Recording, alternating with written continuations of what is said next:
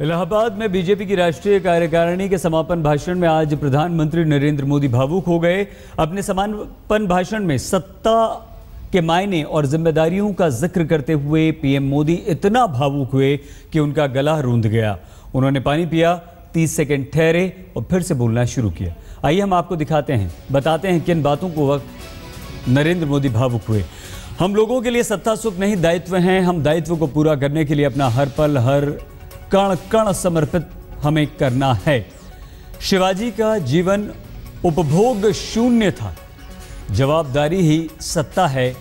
हम शिवाजी से प्रेरणा लेकर काम कर रहे हैं। मैंने संकल्प लिया है कि शरीर का कण कण पल पल देश को समर्पित करूंगा। आइए सीधे हम आपको लिए चलते हैं इलाहाबाद।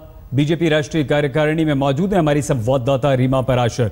रीमा, क्या हुआ? आप तो वहां मौजूद थे, किस तरह से भावुक हुए प्रधानमंत्री नरेंद्र मोदी?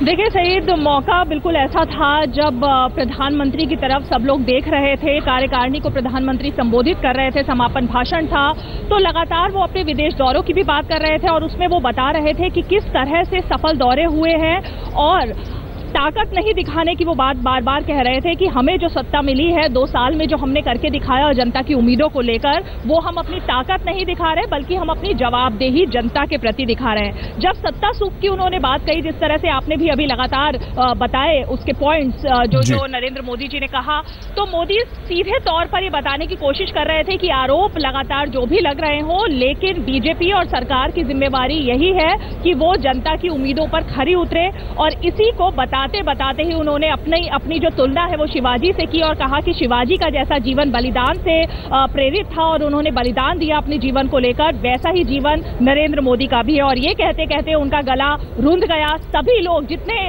सदस्य बैठे हुए थे कार्यकारिणी के, वो सभी काफी स्तब्ध रह गए और प्रधानमंत्री की तरफ देख रहे थे कि अब प्रधानमंत्री की अगली लाइन क्या होगी। प्रधानमंत्री रुके, उन्होंने पानी पिया और बहुत ही सन्नाटा छा गया था उस वक्त जब प्रधानमंत्री का गला रुंध गया। वो भावुक हो गए और उसके बाद उन्होंने कुछ देर का पॉज देकर 30 सेकंड का अपनी जो उनका समापन भाषण था वो उन्होंने शुरू किया। तो जाहिर है कि जो मुद्दे थे, जो बातें थी, वो ऐसी थी 2 साल की उपलब्धियों।